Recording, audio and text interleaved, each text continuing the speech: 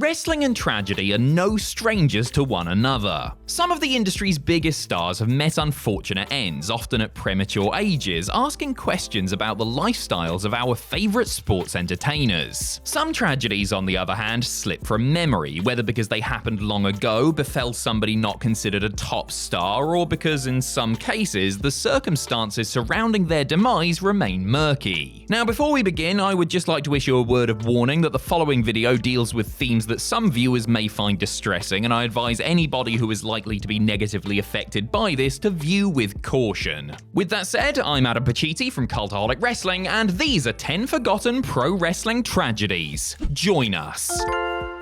Number 10. The death of Adrian Adonis. WrestleMania 3 remains one of the most iconic shows WWE has ever produced, with special mention typically going to Hulk Hogan and Andre the Giant for drawing such a giant crowd, as well as Ricky Steamboat and Randy Savage for stealing the show with their instant classic Intercontinental title bouts. Praise should also be given to adorable Adrian Adonis, who put in one hell of a performance in his hair versus hair showdown with former tag partner Rowdy Roddy Piper. Fired by the company a couple of months after Mania 3, Adonis would lose his life just over a year later when he was traveling to a show in Canada with 3 other wrestlers. The wrestler who was driving, William Arco, aka Mike Kelly, supposedly swerved to avoid hitting a moose while blinded by the sun. Their van ended up falling into a creek where Adonis suffered severe head injuries that he ended up succumbing to just a few hours later. The 2 other wrestlers also died in the accident, with Arco the sole survivor. Adonis was in the process of losing weight with a focus on getting rehired by WWE and left behind a wife and 2 young daughters. He was just 34 years old.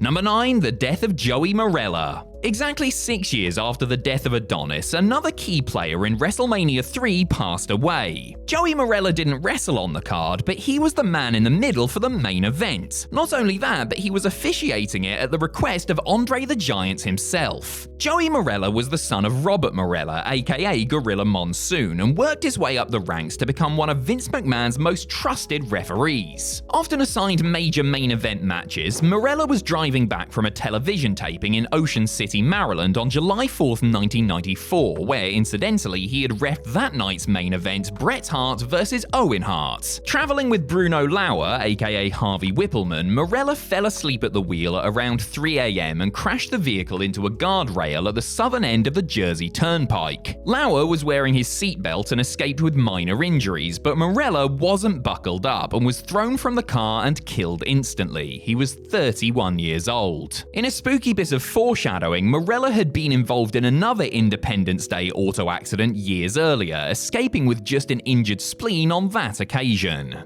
Number 8. The death of Crash Holly. It feels strange to label the death of such a notable performer as forgotten, but the tragic passing of Mike Crash Holly Lockwood didn't get nearly enough attention at the time, and 20 years later is rarely, if ever, brought up. A memorable part of WWE's Attitude Era, the former tag team champion was famed for his antics in the company's hardcore division, in particular his trials and tribulations while defending the strap under the self-imposed 24/7 conditions. Once that had run its course, Crash settled into a role as more of an enhancement talent and a familiar face to work live events, with his career failing to reach the same lofty heights until he was released in June of 2003. Holly was supposedly vocal about his lack of storylines and unhappy with the direction of his career when he was let go. He landed in TNA as Mad Mikey and had a Japanese tour in the works, but his mind was occupied by the bitter divorce he was going through at the time. Lockwood was tragically found dead in the apartment of Stephen Richards on November 6, 2003. His death was ruled a suicide.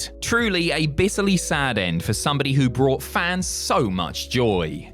Number 7. The death of Jay Youngblood. A second-generation star whose brothers Chris and Mark were also wrestlers, the business came naturally to the young, athletic and likable Jay Youngblood. With those qualities, it was really no surprise that he was partnered up with Ricky Steamboat, the two forming a tremendous duo that won the Mid-Atlantic Territories World Tag Team titles on 5 occasions. Jay eventually left Mid-Atlantic and settled in Florida, while also traveling the world to other far-flung destinations. It was during a tour of the South Pacific that the 10 10-year veteran began complaining of abdominal pain so bad he went to get himself checked at the hospital. Diagnosed with hemorrhagic pancreatitis, he then developed abdominal sepsis and kidney failure before suffering a series of heart attacks. Placed in a medically induced coma, Youngblood eventually succumbed to his ailments at the hospital in Parkville, Australia on September 2nd, 1985. He was only 30 years old, leaving behind a wife, son, and young daughter. People who knew Jay would later say how he may have been in pain for some time prior to his diagnosis and rapid decline, but that he didn't want to disappoint fans by pulling out of bookings.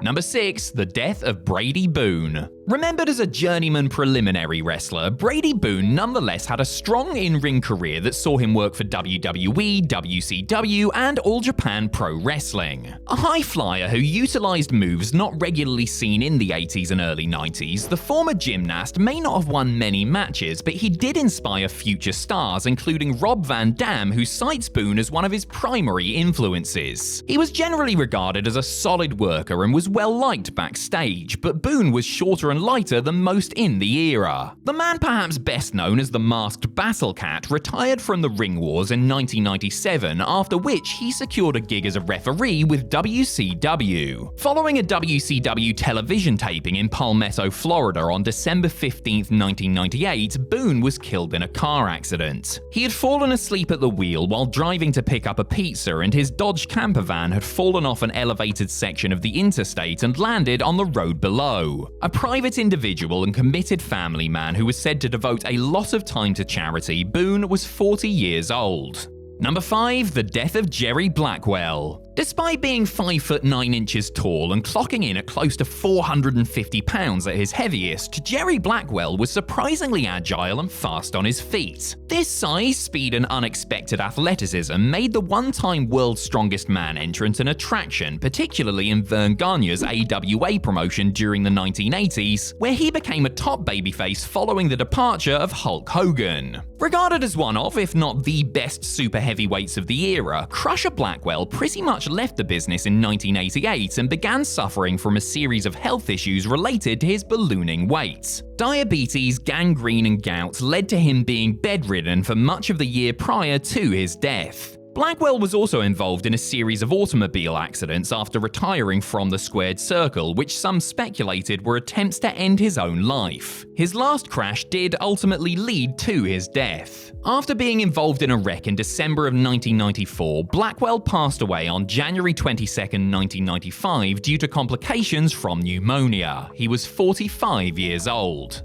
Number 4. The death of Steve Bradley. In a discussion about the most talented developmental prospects never to make it to WWE's main roster, Steve Bradley's name stands at the very top. A regular presence on cards in the Northeast Indies during the early to mid-90s, Bradley signed a WWE developmental deal in 1998 and was instrumental in the early tutelage of Kurt Angle. The Olympic gold medalist credits the Boston native for teaching him a lot and getting him ready for his own debut on the main stage. Unfortunately for Bradley, he himself was never called up, and though he was very talented, received his release in 2002. There were still opportunities for him in the business, but Bradley's body was beginning to break down and he developed a drug problem. When his promoting and training school business started to fail, Bradley's addictions worsened and he was arrested for possession of heroin on October 25, 2008. Less than 2 months later, on December 4th, Bradley was found dead in his parents' car, which he had stolen days earlier in a parking lot across the street from where his old training school had been. Autopsy results were inconclusive and an element of mystery remains over his tragic death at the age of just 32. Number 3. The death of Larry Sweeney.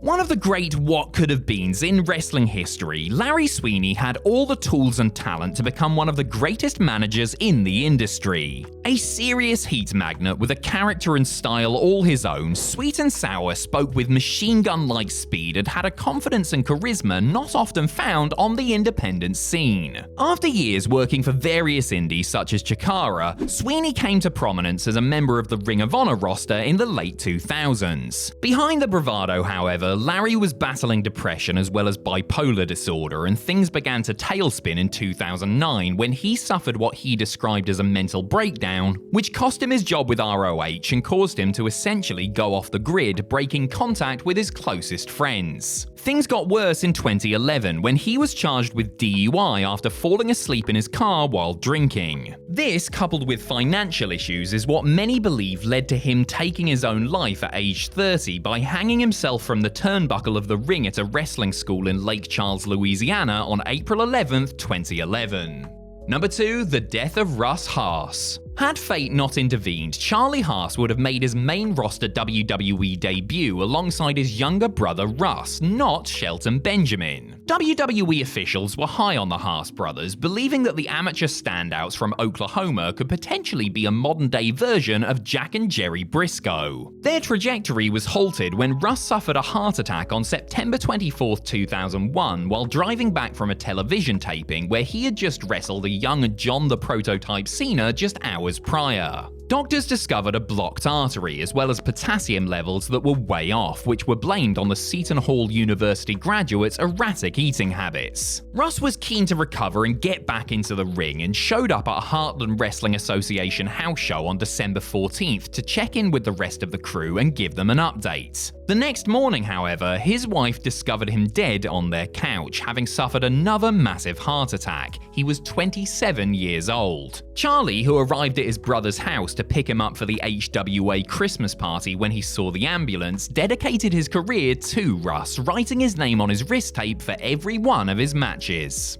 Number 1. The death of Brian Hilderbrand. A lifelong fan of the wrestling business who wanted nothing more than to be a professional wrestler, Brian Hilderbrand was under no illusions when it came to his chances of getting to live his dream. At just 5'6" tall and weighing about 150 pounds, there was no way he was going to get a fair shot in the 80s and early 90s, though he did wrestle occasionally on the indies before settling on becoming a manager and eventually a referee. Well liked and respected as one of the industry's top officials, Hilderbrand, as Mark Curtis, landed a full-time gig with WCW in 1996. Sadly, the following year he was diagnosed with stomach cancer. Like a true fighter, he beat the odds and it went into remission, allowing him to go back to work. Tragically though, the cancer returned and was deemed inoperable. The wrestling world gathered to support him, with talent from WCW, WWE, and ECW coming together for a benefit show. Hilderbrand outlived his prognosis, but on September 8, 1999 succumbed to the inevitable. He was 37 years old. In an industry full of supposed tough guys, it was often said that none were more courageous or nicer than Brian Hilderbrand.